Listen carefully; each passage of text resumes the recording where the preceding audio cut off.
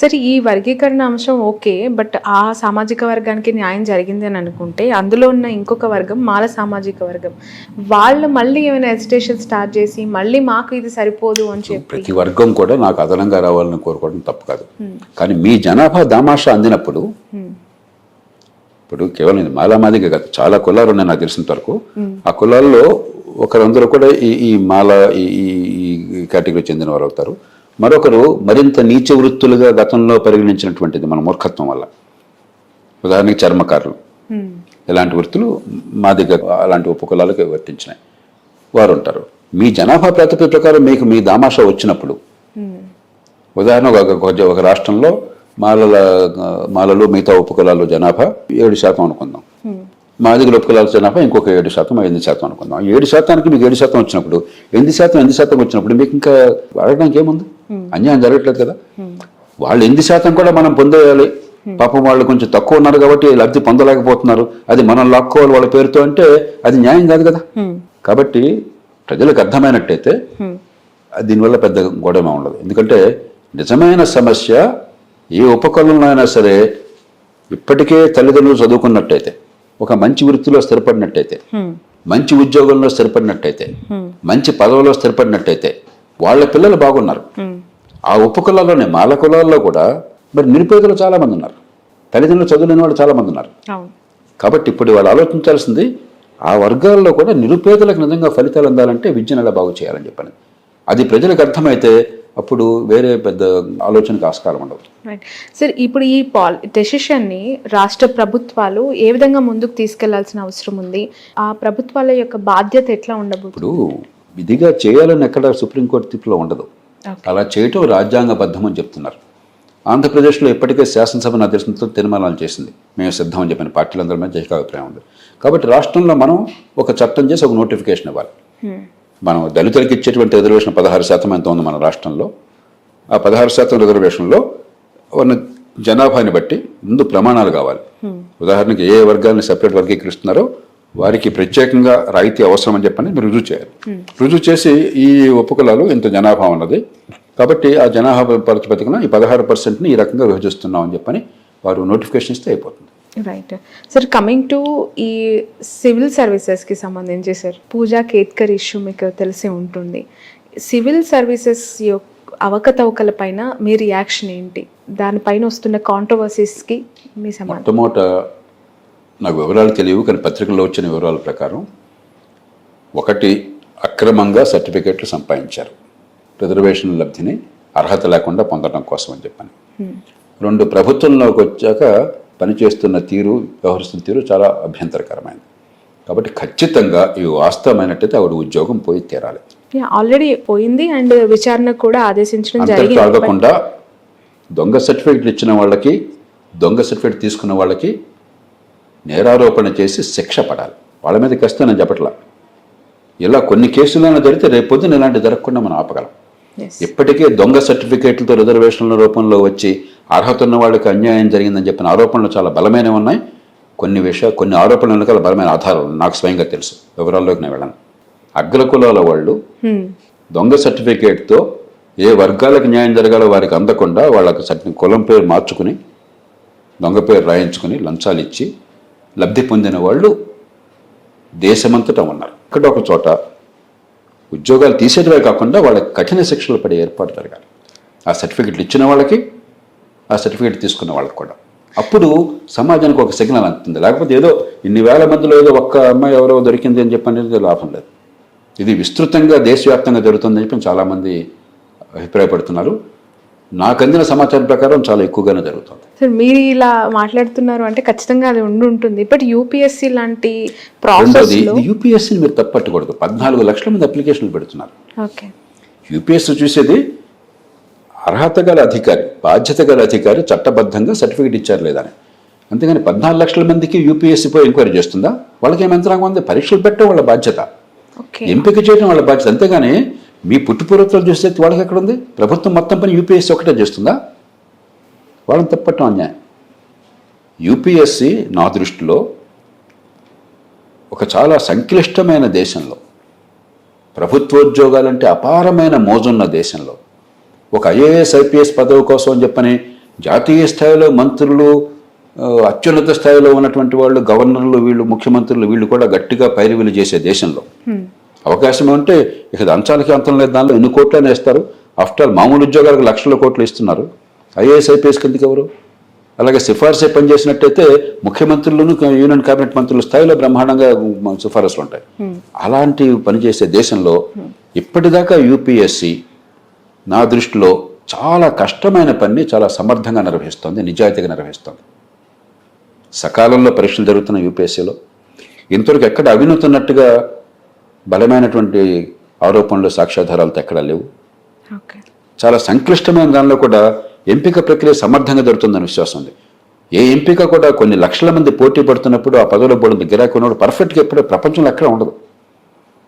కానీ ఎక్కడ కూడా కావాలని పొరపాటు చేయడం కానీ, అవినీతికి పాల్పడడం కానీ, సిఫార్సులు ఉండడం కానీ జరగటం లేదు. కాబట్టి మొట్టమొదటి గుర్తించాల్సింది యూపీఎస్సీ అద్భుతమైన పని చేస్తున్నది ఒక సంక్లిష్టమైన దేశంలో.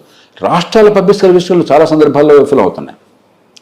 రాష్ట్ర పబ్లిక్ సర్వీస్ కమిషన్లు ఎవరన్నా మంచి చైర్మన్, మంచి మెంబర్ సెక్రటరీ వస్తే, గట్టిగా ప్రభుత్వం కనుక మద్దతు ఇస్తే అక్కడ ఆ 2 ఏళ్ళు బాగా జరుగుతుంది. మన తెలుగు రాష్ట్రాలను ఉదాహరణ ఉన్నాయి. ఒక మంచి చైర్మన్, మంచి మెంబర్ సెక్రటరీ ఉన్నప్పుడేమో బాగా జరిగింది. ఇంకొకటి రాగానే అన్యాయం అంతా తలుపులు తెచ్చేసి అవినీతి, ఆశ్రిత పక్షపాతం, దుర్మార్గం జరుగుతుంది. అసమర్థతగా లెక్కలేదు. ఒక సందర్భంలో నేను చూశాను, రాష్ట్ర పబ్లిక్ సర్వీస్ కమిషన్ పరీక్షలో కీ ఇస్తారు వాళ్ళు. ఈ మల్టిపుల్ చాయిస్ ప్రశ్నలకి కీ ఇస్తారు, ఏబిసిడి అని చెప్పి చాయిస్ ఉంటుంది కదా. ఆ కీలో నాకు గుర్తున్నంత వరకు 53 తప్పులు సర్వీస్ కమిషన్ ఇచ్చినటువంటి కీలో జరుగుతున్నాయి. ఒక్క తప్పు ఉంటేనే ఫలితాలు తారుమారు అవుతాయి పోటీ పరీక్షలో. 53 తప్పులు అంటే అది పరీక్ష, అది పబ్లిక్ సర్వీస్ కమిషనా? నేను స్వయంగా చూశాను. నేను స్వయంగా ఇప్పుడు చైర్మన్తో మాట్లాడాను. కాబట్టి చాలా రాష్ట్రాల్లో అవినీతి ఆరోపణలు తీవ్రమైనవి ఉన్నాయి. పబ్లిక్ సర్వీస్ కమిషన్ చైర్మన్లు జైల్లో పెట్టిన సందర్భాలు ఉన్నాయి. వాళ్ళ మీద కేసులు ఉన్నాయి. అసమర్థత అసలు లెక్కలేదు, సమయపాలన లేదు. ఎప్పటి పోస్టులో ఎప్పుడో నోటిఫై చేస్తారు 5 ఏళ్ల తర్వాత. యూపీఎస్సీ ప్రతి సంవత్సరం టెన్షన్గా క్రమం తప్పకుండా ఈ ఏడాది ఈ పోస్టులు ఎన్ని, ఆ సంవత్సరంలో సెలక్షన్ అయిపోతుంది. కాబట్టి ప్రతిదానికి మనం అధికారంలో పదవుల్లో ఎవరున్నా కూడా తిట్టిపోవడం అనేది పరిష్కారం కాదు. యూపీఎస్సీ చాలా కష్టమైన పని చాలా సమర్థంగా చేస్తుంది. కాబట్టి ఇప్పుడు చూడాల్సింది ఏంటంటే, విధిగా ఒకసారి ఇంటర్వ్యూకి వచ్చిన తర్వాత, ఇంటర్వ్యూ ఇప్పుడు 14 లక్షల మంది వెళ్తే మెయిన్ ఎగ్జామినేషన్ నాకు గుర్తున్న వరకు 14-15 వేల మంది వెళ్తారు. ఇంటర్వ్యూకి వెళ్ళేవాళ్ళు 3,000 మంది సుమారుగా. 14 లక్షలు మెయిన్ ఎగ్జామినేషన్కి ప్రిలిమినరీ అయిపోయిన తర్వాత 14 లక్షలు అందరూ పోసే కూర్చోపోట్ల పరీక్షకి ఒక 6-7 లక్షల మంది కూర్చుంటున్నారు.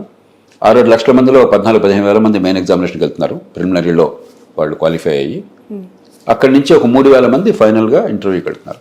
ఈ ఇంటర్వ్యూ స్థాయిలో 3,000 మంది కూలంకషంగా క్యాస్ట్ సర్టిఫికెట్లు కానీ, వాళ్ళ గత చరిత్ర కానీ, మిగతా అంశాలు కానీ కూలంకషంగా పరిశీలించే బాధ్యత రాష్ట్ర ప్రభుత్వాలు, రాష్ట్ర పోలీసులు తీసుకోవాలి. ఆ బాధ్యత పూర్తిగా వాళ్ళది. అది యూనియన్ ప్రభుత్వందే కాదు, ఎందుకంటే చట్టం అంతా రాష్ట్రం చేతుల్లో ఉంది. యూపీఎస్సీకి అసలు కానీ అది యూపీఎస్సీ పరీక్షలు పెట్టడం కోసం ఉంది. యూపీఎస్సీ పోలీసు పనిచేయడం కోసం లేదు. యూపీఎస్సీకి పోలీస్ యంత్రాంగం లేదు, యూపీఎస్సీకి నిఘా విభాగం లేదు, యూపీఎస్సీకి సిబ్బంది లేదు అక్కడ తప్ప. మనం ఎక్కడ ఎవరి బాధ్యత ఎవరో మర్చిపోయినా మనం. కాబట్టి యూపీఎస్సీ నిందించడం చాలా పొరపాటు అవుతుంది. అలాగే అంత పర్ఫెక్ట్గా ఉందా? లేదు. కానీ ఆ పర్ఫెక్ట్గా లేనివి ఇంకా సమర్థవంతంగా, ఉదాహరణకి ఒక 10 ఏళ్ల క్రితం 2011-12 ప్రాంతాల్లో, 10-11 ప్రాంతాలు అనుకుంటాను, మన్మోహన్ సింగ్ గారు ప్రధానమంత్రిగా ఉండగా ఆనాటి యూపీఎస్సీ అప్పుడు chairman doctor DP Agarwal, IIT professor. 3 రోజుల క్రితం నేను ఆయన పూణేలో ఒక సమావేశంలో కలిసి పంచుకున్నాం. 180 మంది ఈ యూపీఎస్సీ సెలెక్ట్ అయిన వాళ్ళందరినీ కూడా వాళ్ళతో కూర్చొని మేమంతా ముచ్చరించాం పూణేలో. అప్పుడు కూడా దాని గురించి మాట్లాడుకున్నాం. లాజిక్ అనేది ఒకటి పెట్టారు పరీక్ష, పోటీ పరీక్షలో, యాప్టిట్యూడ్ టెస్ట్ అన్న పేరుతో. అంటే ఏమిటి? ఉన్నతాధికారులు విచక్షణతో సమర్థంగా నిర్ణయాలు తీసుకోగలగాలి. అందుకు కదా అధికారులు పెట్టింది మనం. గుమస్తా పనిచేయడం కోసం అధికారం ఎందుకు? ఇంత పోటీ ఎందుకు? ఇంత పదవి ఎందుకు? ఉన్న సందర్భాన్ని బట్టి హేతుబద్ధమైన నిర్ణయాలు, ప్రజాహితాన్ని పెంచే నిర్ణయాలు తీసుకోవాలి. ఆ శక్తి ఉందో లేదో చూడడం అవసరం కదా అధికారులకి. ఆ పరీక్ష పెట్టారు. వెంటనే పార్లమెంట్లో కొందరు సభ్యులు అలా అయితే మా కుర్రోళ్ళు సెలెక్ట్ కారు కాబట్టి పరీక్ష తీసేయాలని చెప్పిన గొడవ పెట్టారు. ఏనాడు కూడా భారత పార్లమెంట్లో మన విద్య అధ్వాన్నంగా ఉంది, దీని అలా బాగు చేయాలని చర్చ జరగల. కానీ ఈ పరీక్ష ఉండాలా లేదా అని 4 గంటల చర్చ జరిగింది పార్లమెంట్లో. ఐఏఎస్ పరీక్షకి ఈ లాజిక్ అనేది ఉండాలా లేదా అనేది చర్చ జరిగింది. సో ప్రధానమంత్రి గారు మళ్ళీ బతిమలాడు వాళ్ళతో తీసేస్తే బాగుండదు, లాజిక్ లేకుండా అధికారులు ఎట్లా పనిచేస్తారు, లాజిక్ ఉండాలి, పరీక్ష ఉండాలా, కానీ అది క్వాలిఫైయింగ్గానే పెడదాము, మెరిట్ కౌంట్ కాదని చెప్పి ఒక చాలా మనం సిగ్గుపడే నిర్ణయం జరిగింది అక్కడ. అంతకంటే పొరపాటు ఉందా? ఖచ్చితంగా దాన్ని కంపల్సరీ చేయాలి. ఎగ్జామినేషన్లో కేవలం క్వాలిఫైయింగ్ కాకుండా మెరిట్ కౌంట్ కావాలి. ఎందుకంటే అన్నిటికంటే ముఖ్యమైనది లాజికల్ ఫ్యాకల్టీ, నిర్ణయం చేసేటువంటి శక్తి, వివేచనా శక్తి. వివేచన శక్తిని పరిశీలించే పరీక్షను పట్టించుకోకపోతే ఎట్లాగా?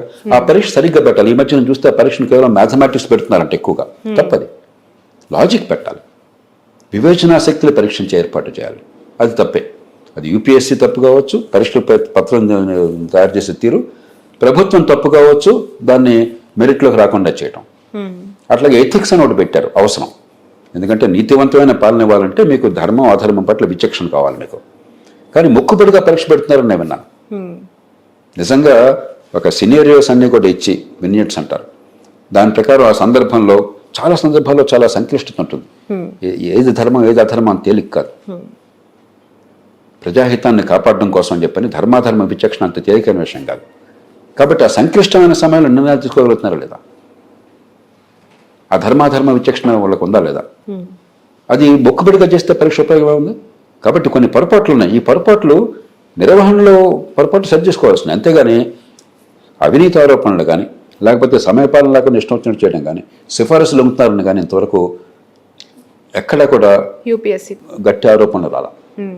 కాబట్టి దానికి మనం వాళ్ళని అభినందించాలి. చాలా గొప్ప కార్యం చేస్తున్నారు, కష్టమైన కార్యం దేశంలో. అలాగని ఈ సెలక్షన్ అంతా పర్ఫెక్ట్గా ఉందన్నా దీన్ని మరింత మెరుగుపరచాలి.